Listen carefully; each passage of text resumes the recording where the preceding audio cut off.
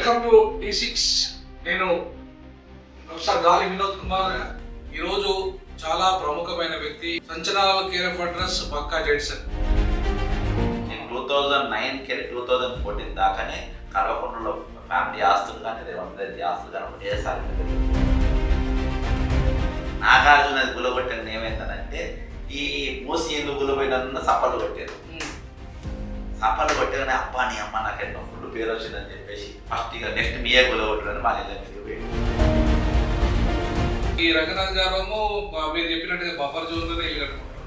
ఆయన అక్కడ ఉండి బఫర్ జోన్లో ఇల్లు కట్టుకున్న వాళ్ళు మాత్రం గులగొడతారు. ఆయన ఉన్నదే బఫర్ జోన్లో, బఫర్ జోన్లో ఇల్లు కట్టుకున్న వాళ్ళని గులగొడతారు. యూసుఫ్ కూడా పెద్ద చెరువునంత ఎట్లా మొత్తం వాళ్ళు కబ్జా చేసేసారు అనేది, అసలు చెరువులు ఎక్కడ చేసారు అనేది చంద్రబాబు నాయుడు జరిగిందనే విషయం చెప్పింది మీరు. సో మరి అటువంటిప్పుడు మరి చంద్రబాబు మీద కూడా ఆయన రేవంత్ రెడ్డి చర్య తీసుకోవాలి కదా, అక్కడ జరిగిన అక్రమాల మీద కూడా ఆయన విచారణ చేపట్టాలి కదా, జైలు పంపాలి కదా. దాంట్లో మొదట రంగనాథే కదా పోవాల్సింది.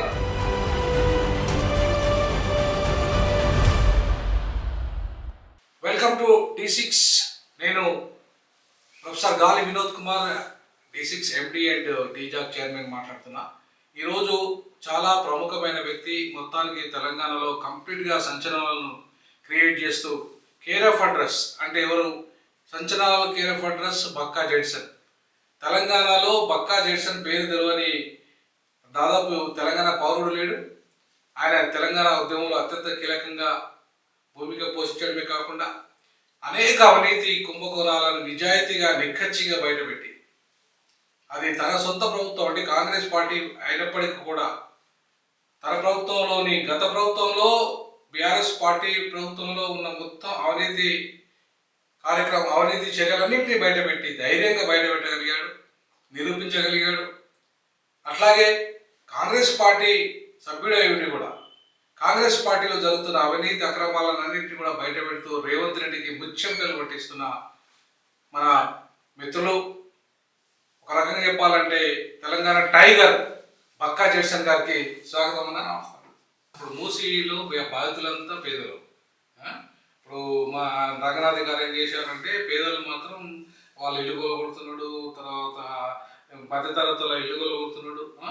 కానీ వాళ్ళ తిరుపతి రెడ్డి అన్నకు మాత్రం నెలలో టైం ఇస్తాడు, ఆయనకు కోర్టు స్టే వచ్చేదాకా చూస్తాడు, అంటే వాళ్ళ వాళ్ళని కాపాడుతాడు. ఇవాళ ఈ రంగనాథ్ గారేమో మీరు చెప్పినట్టుగా బఫర్ జోన్లోనే ఇల్లు కట్టుకుంటాడు. ఆయన అక్కడ ఉండి బఫర్ జోన్లో ఇల్లు కట్టుకున్న వాళ్ళు మాత్రం గులగొడతాడు. ఆయన ఉన్నదే బఫర్ జోన్లో, బఫర్ జోన్లో ఇల్లు కట్టుకున్న వాళ్ళని గులగొడతాడు. అది కూడా గత 30 ఏళ్ళుగా 40 ఏళ్ళుగా 50 ఏళ్ళుగా గత ప్రభుత్వాలు ఇచ్చిన పర్మిషన్లతో కట్టుకున్నారు వాళ్ళు. వీళ్ళు కేసీఆర్ మొన్నటి ఇచ్చినా కూడా చాలా అన్న ఇల్లు ఉన్నాయి.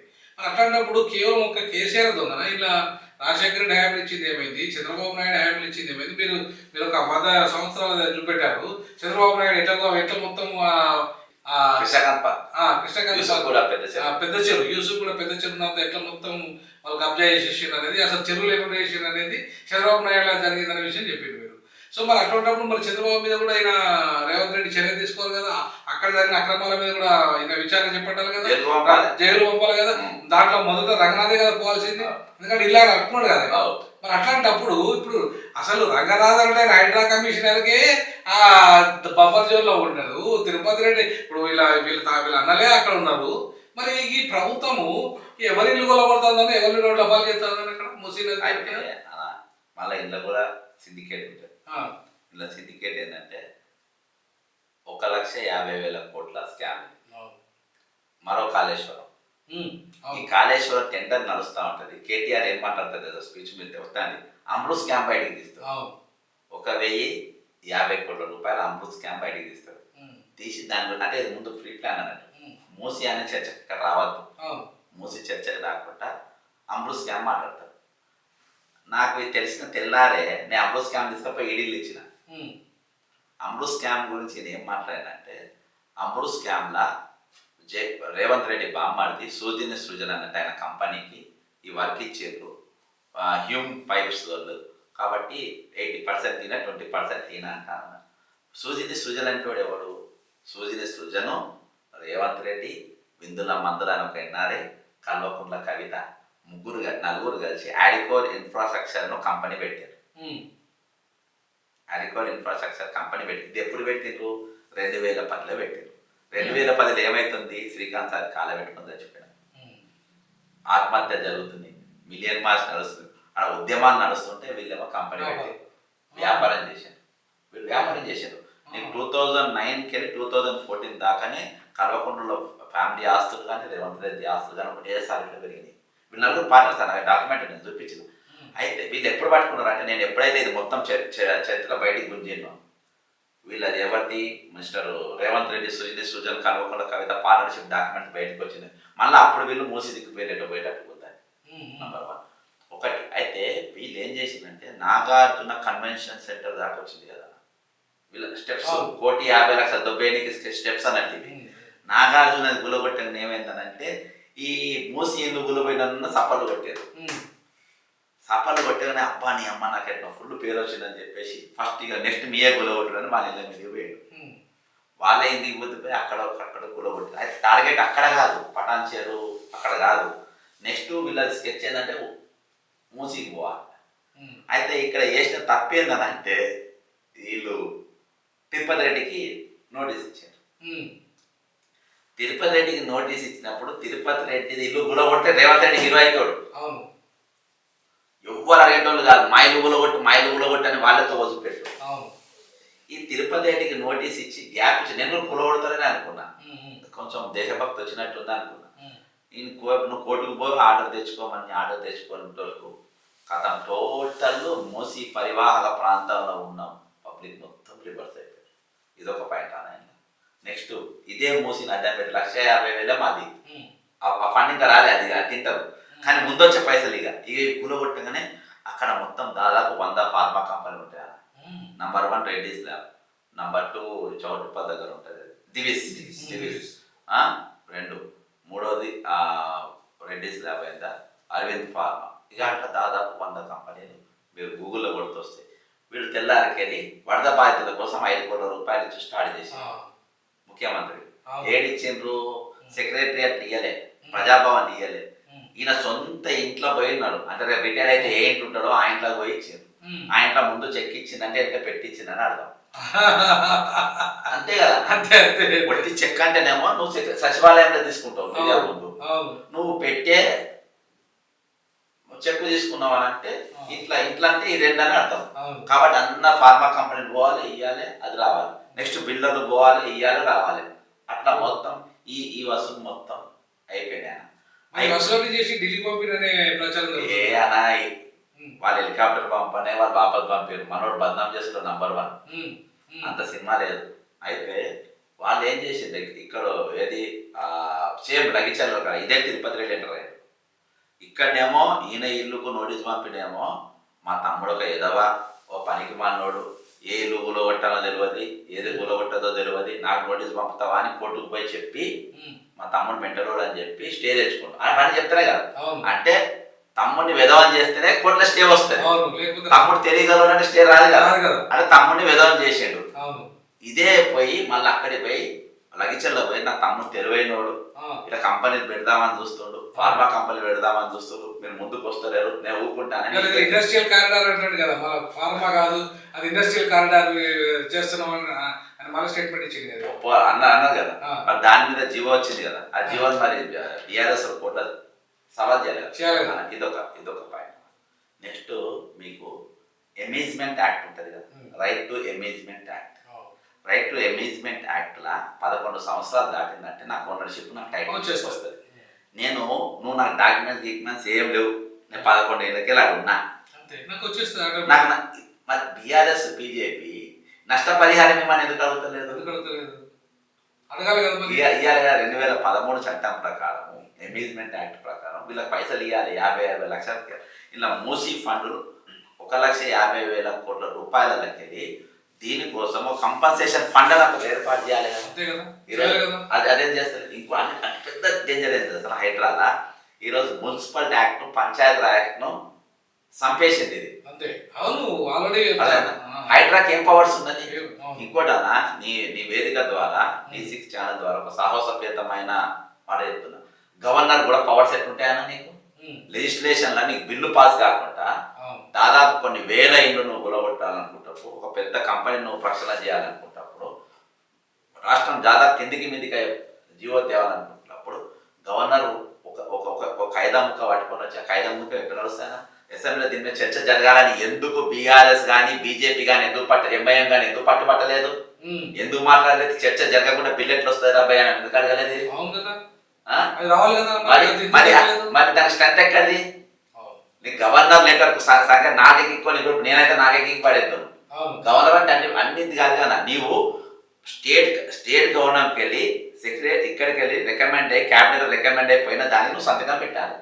ఇది అసెంబ్లీలో చర్చ జరగకుండా నువ్వు లెజిస్లేషన్ బిల్ పాస్ కాకుండా నువ్వు ఎట్టిస్తావు? నువ్వు అసలు గవర్నర్ పవర్ లేదు కదా. నా ఇన్ని తీర్ల హైడ్రా అనేది దెబ్బతిన్నది. నేను 2 నెలలు వర్క్ చేసిన తర్వాత నాకు 85 పెద్ద మనిషి పూర్వంలో ఎప్పుడో కాంట్రాక్ట్ చేసిండు. ఇక్కడ ఆడిన కూలిపోయిన ఇండ్లు కానీ ఆ మట్టి తీసుకొచ్చి ఈ యూస్ కూడా పెద్ద చెరువులో పోసేది. ఆ చెరువుకు కట్టమైసమ్మ టెంపుల్ ఉన్నది. యాక్చువల్గా కట్టమైసమ్మ టెంపుల్ కట్టక ముందు ఆ చెరువు దాదాపు రంగనాథ్ ఇంటి కాడ దాకా చెరువే అదంతా. ఆ చెరువుకి ఇంకోటి ఏంటంటే పెద్ద నాల, ఒక 30 ఫీట్ల నాల ఉంటుంది. పైనకి బిల్లలతో కప్పిండు. ఆ నాల వేసారు. అంటే మొత్తానికి ఆ ఏరియాలో మొత్తం ఒక 1000, 1200, 2000 ఇండ్లు దాకా ఉంటాయి. అన్ని తెలుగుదేశం హోటల్ అయినా. ఈరోజు దానిపైన మీరు ఆ చెరువు నీకు హెచ్ఎండిఏలో కనబడది, నీకు జిహెచ్ఎంసీలో కనబడది, నీకు ఇరిగేషన్లో కనబడది. ఏ డిపార్ట్మెంట్లో పోయినా నువ్వు నీకు చెరువు ఉన్నది దొరకదు, మ్యాపే దొరకది, ఆ పేరు కూడా ఉంటుంది. ఆ లెవెల్లో నాకు పడేసారు. దొంగలు ఆలే దొరుకుతారు కదా, క్లూ వదులుతారు కదా.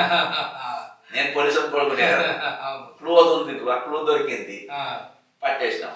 అలా చెరువు ఉన్నది ఏంటంటే కబ్జాలు అయ్యే లాస్ట్ ఒక దగ్గర కొట్టి కట్టమైసమ్మ టెంపుల్ కట్టింది. చెరువు కట్టమైసమ్మ అంటే అది అక్కడికి చెరువు ఉంటేనే కట్టమైసమ్మ. అంతే. ఇక బతుకమ్మ రోజు పొద్దున 5 గంటలకు అందరు దసరాకి వెళ్ళిపోతారు కదా ఊళ్ళలో. అప్పుడు తీసుకొని మీటర్ వేసి ఆయన ఇంటి దాకా కొలిసిన, రంగనాథ్ ఇంటి దాకా. అంటే ఇట్లా కొలుసుకుంటా పోలే, నా కాళ్ళకు ఏదో బండి కళ్ళ కొలుసుకున్నా, అట్లా నడుచుకుంటూ పోయినా. ఆ లెక్క చెప్పుకున్నా ఇంతైతే 8 మీటర్లు కరెక్ట్ ఫిట్ అయ్యింది. వీళ్ళందరి బఫర్ జోన్ ఉన్నాయి, అక్కడ ఉన్నాను. ఇంకోటి అన్న ప్రతి దానికి ఒక చరిత్ర ఉందన్న. మనం ఏ సబ్జెక్ట్ తీసుకున్నా నాకు అంటే ఇంటర్వ్యూలు పోవాలంటే భయం. ఇప్పుడు కృష్ణాకాంత్ పార్క్ కట్టింది కదా చెరువు, దాని వెనక కుట్ర చెప్తా. కృష్ణాకాంత్ అనేవాడు ఎవడు? రాష్ట్ర గవర్నర్ అంటే సుప్పం చూసిన వాళ్ళందరికీ ఇల్లు కట్టిస్తాడు. ఎవడన్నా ఒక పూట అన్నం పెట్టి పంపుతారు కదా ఉన్న రోజులు. అసలు కృష్ణకాంత్ పేరు పైన ఒక పార్క్ ఎందుకు కట్టిండు? ఎందుకు ఇప్పుడు చెప్తా. కాదు, ఆంధ్రప్రదేశ్ వాడు కూడా ఎందుకు కట్టిందంటే చంద్రబాబు నాయుడు అనేటోడు ఎటరామారావు కత్తి పొడి పొడుస్తుంటే గట్టిగా పట్టుకున్నది కృష్ణకాంతే గవర్నర్ అప్పుడు.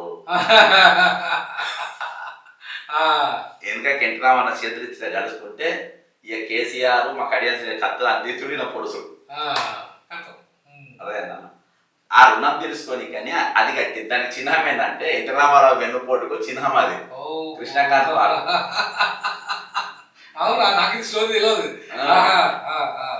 నేను రీసెర్చ్ చేసిన ఎందుకు కట్టుకుంటాడు వాళ్ళంటే అయిపోయా కృష్ణకాంత్ నాకు చేసింది ఏంది అని అంటే ఇది కడియం సీఆర్ కేసీఆర్ ఇద్దరు వెనక చేతులు తీసి గవర్నర్ ఇష్యూ పట్టుకుంటే ఇచ్చారు. అది ఎక్కడ మన చంద్రబాబు నాయుడు ఇప్పించింది. చంద్రబాబు నాయుడు ఆ కృతజ్ఞతతోని ఈయన పేరు మీద ఒక పార్క్ ఉన్నది. ఇంకా లైఫ్ చేంజ్ చేసింది కదా, లైఫ్ నా జీవితం మార్చింది కాబట్టి కృష్ణకాంత్ పార్క్ కట్టింది. అంటే Krishnakanth park is equal to a graveyard. ఒక మోసానికి ఒక దగకు చిహ్నం కాబట్టి దాన్ని ఖచ్చితంగా కూలగొట్టాల్సింది. First Krishnakanth park tank bund చేయి, దాన్ని ఏం చేయి మొత్తం. అలా ఇంట్రామారావు ఫోటోలో పెట్టి పేద విగ్రహం పెట్టుకుని ఎవడొద్దంట. ఎందుకంటే ఎన్నిపోటు గురైంది ఆయన కదా. ఎన్టీఆర్ పార్క్ అని పెట్టాను, ఎన్టీఆర్ లేక్ అని పెట్టు. యాక్చువల్గా దాని పెద్ద అది ఖచ్చితంగా కూలగొట్టి తీరాల్సిందే. ఇక రంగనాథ్ అంటావన్నా ఆయన డ్యూటీ చేశారు. రంగనాథ్ ప్లేస్లో సివి ఆనంద్ ఉన్నా, సత్యనారాయణ ఐజీ ఉన్నా, సుధీర్ బాబు ఉన్నా, నా స్టైల్ వేరే తిరిగి ఉండేది. రంగనాథ్ వరంగల్ కమిషనర్ ఉన్నప్పుడు కానీ కొన్ని చాలా మంది చిన్నపిల్లల ధరణి పేరు మీద దొంగ భూములు తీసుకున్నా, పోచనపేట్ల ఒక ఎక్స్ఎంపీడీ చంపిన కేసు అందరు పోలీసులు మూసేసారు, ఈయన బయటికి తీసిండు. అట్లా మా దళిత సోదరుడు పని చేసిండు. పోయి లంపెంగా చేతిలో పడ్డాడు. అయితే ఈయన చెప్తే ఎవరు ఏమన్నారని తిరుపతి రెడ్డి నువ్వు కూడా బాగుండు అంటే ఇవన్నీ అయిపోయి ఏంటంటే ఈయన నేను అందుకని అక్కడి వరకు ఆగిన. అవి కొన్ని నేను కళ్ళారా చూసి కూడా మనము రాజకీయ స్వార్థం కోసం ఒక బలి కదా కాబట్టి నేను అక్కడి దాకా వచ్చి అడిగిన. అదే సుధీర్ బాబు సివి అన్నది అయితే ఈ రోజు వేరే కథ ఉండేది. వాళ్ళ ఇల్లు గుళ్ళ దాకా ఉండేటోని కాదు. కాకపోతే ఈ రోజు దూరం నుండి ఏది ఏమైనప్పటికీ ఈయన హయాంలో ఈయన నాయకత్వంలో రేవంత్ రెడ్డి అనేటోడు మళ్ళీ 1,00,000 మందిని పేదరికంలో నూకింది. మూసి వాళ్ళు కూడా పేదరికంలో పోయినట్టే కానీ ప్రొఫెసర్ గాలి వినోదన తన ఉద్యోగానికి రాజీనామా చేసి లా కాలేజ్ ప్రిన్సిపల్గా చేసి అందరికి చాలా మందికి అడ్వైజర్గా ఉండి ఈరోజు ముఖ్యంగా తెలంగాణ తెలుగు ప్రజలందరికీ కూడా ఎక్కడ ఎవరున్నా కానీ వాళ్ళ సమస్యలపైన ఎప్పటికప్పుడు స్పందిస్తూ వాళ్ళు ముందుకు ఇంకా రావాలనే ఉద్దేశంతో ఈరోజు D6 డిజిటల్ ఛానల్ పెట్టిండు. కాబట్టి తెలుగు ప్రజలందరూ కూడా ఇది నిస్వార్థంగా సంపాదన కోసం కాదు, సంపాదన కోసం అయితే అన్న జాబ్ కంటిన్యూ చేసేవాడు కానీ ప్రజలకు ప్రభుత్వాలకు మధ్యలో వారధిగా ఒక ఛానల్ అనేది ఉండాలి.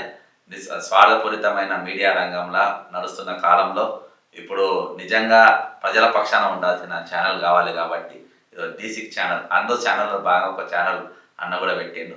కాబట్టి తెలుగు ప్రజలందరూ కూడా మీరు ఛానల్ను సబ్స్క్రైబ్ చేయాలి, మీరు షేర్ చేసుకోండి, అలా బెల్ కూడా ఉంటుంది అది కూడా మీరు నొక్కండి, మీరు కామెంట్స్ లైక్స్ కొట్టండి. ఈ ఛానల్ని మనం పెంచుకోవాల్సిన అవసరం మన పైన ఉంది.